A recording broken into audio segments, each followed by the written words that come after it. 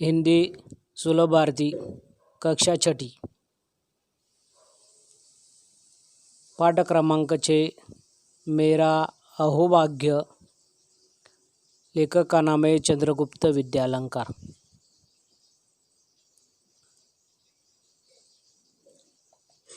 जन्म 1906। रचनाएं संदेह, मेरा बचपन, न्याय की रात, मेरा मास्टर साहेब, चंद्रकला, पगली, 3 दिन, भय का राज्य, देव और मानव आदि। परिचय। अपने साहित्य एवं पत्रकारिता के क्षेत्र में उल्लेखनीय कार्य किया है। प्रस्तुत पाठ में लेखक ने गुरुदेव रवींद्रनाथ ठाकुर जी से हुई भेंट संबंधी संस्मरण किया है। फरवरी 1936 में मुझे शांति निकेतन जाना था। वहाँ एक साहित्यिक कार्यक्रम होने वाला था।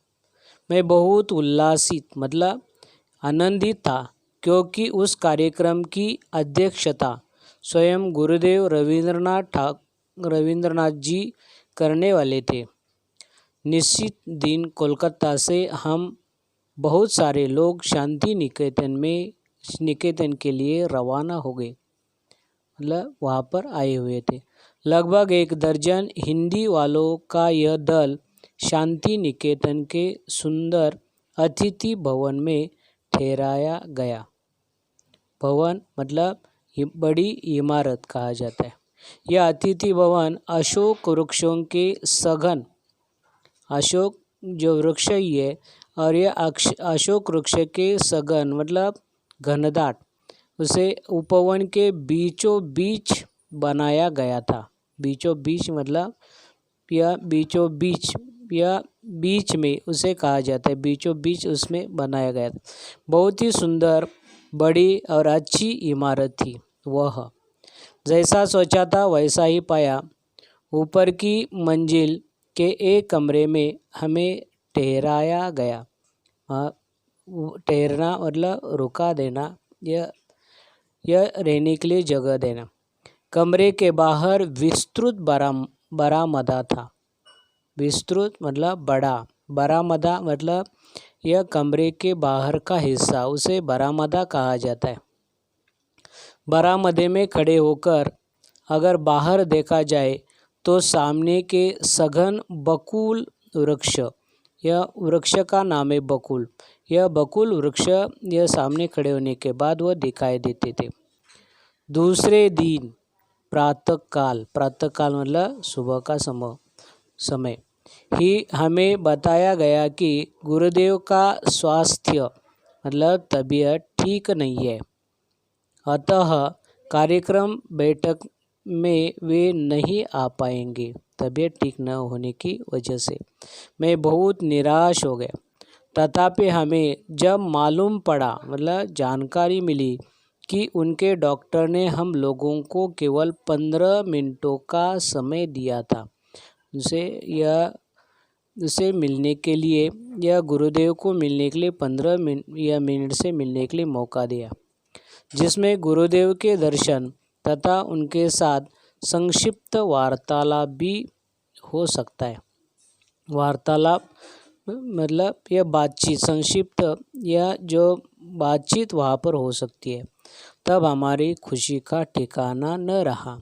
खुशी का ठिकाना न रहना, बहुत प्रसन्न होना, आनंदित होना। हम बेसब्री से उस क्षण की इंतज़ार कर रहे थे।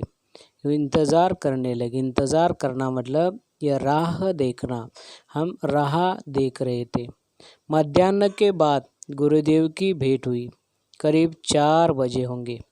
गुरुदेव की धारणा विचार थी कि कुछ 2-3 आदमी होंगे, पर जब उन्होंने हम 14 जनों को देखा तो मजाक में उन्होंने कहा है, क्या कहा है, अब मेरी क्षमता दरबार लगाने की नहीं रही।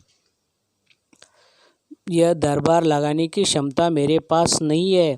मैं कोई राजा नहीं हूँ और आप जैसे कोई मंत्रीगण नहीं है, ऐसे उन्होंने कहा है।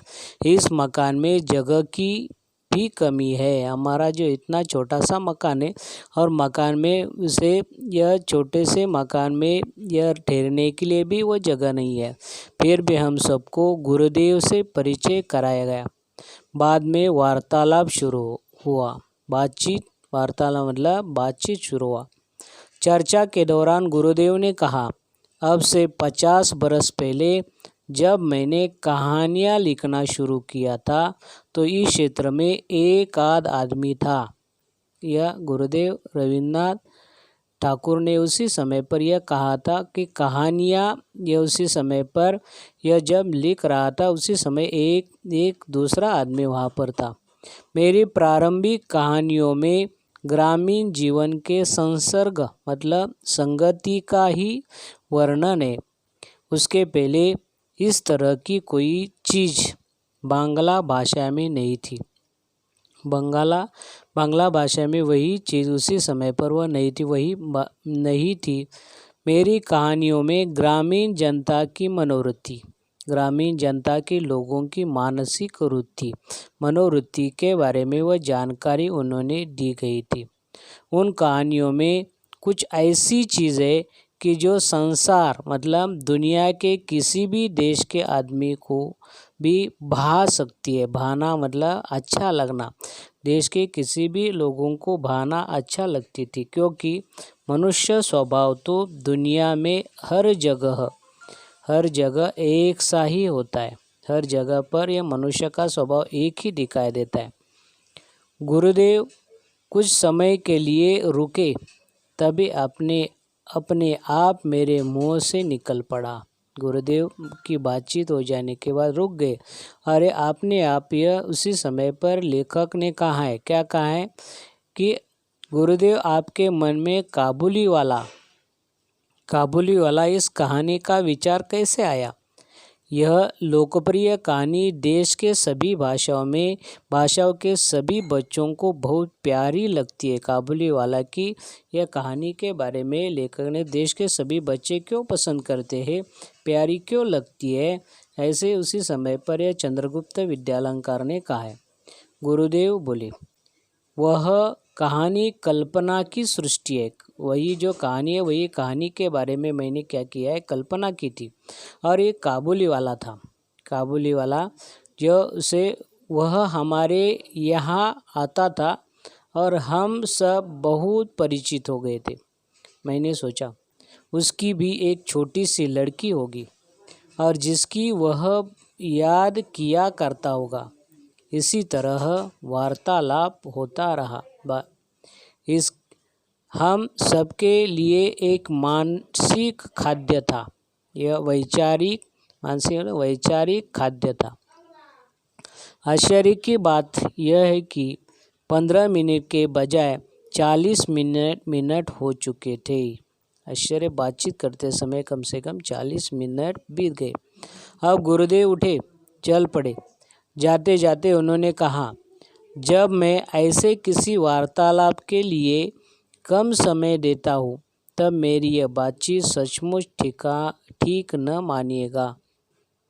इसीलिए मैंने यह वार्तालाप के समय दे दिया, क्योंकि मुझे स्वयं लोगों से बातचीत करने में आनंद आता है। इसलिए यह 10-15 के मिनट के बगैर 40 मिनट तक यह समय यह रविन्द्रनाथ ने दे दिया था।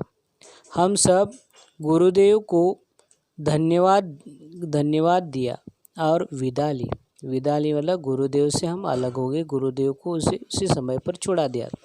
मैं अतिथि गृह मतलब मेहमान जहाँ पर वो रुक जाते वही ग्रह के मेरे कमरे में वापस आया।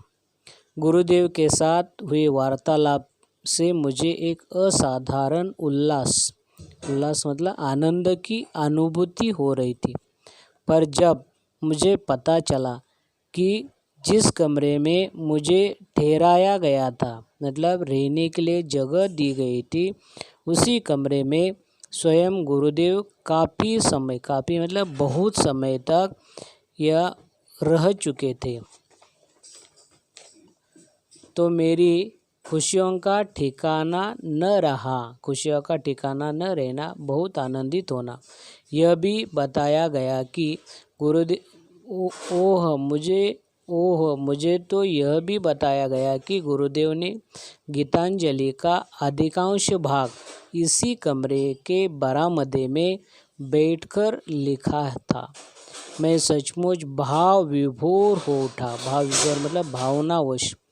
क्या यह सच है? मेरा सौभाग्य, यह मतलब सौभाग्य था कि मैं कमरे में ठहरा था जिसमें नोबेल पुरस्कार प्राप्त गीतांजलि रची गई थी।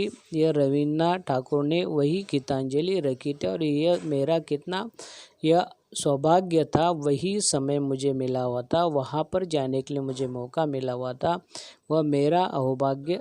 यह जो पाठ है वही पाठ में जानकारी लेखक चंद्रगुप्त विद्यालंकर दी गई है और यह पाठ खत्म हुआ है। धन्यवाद।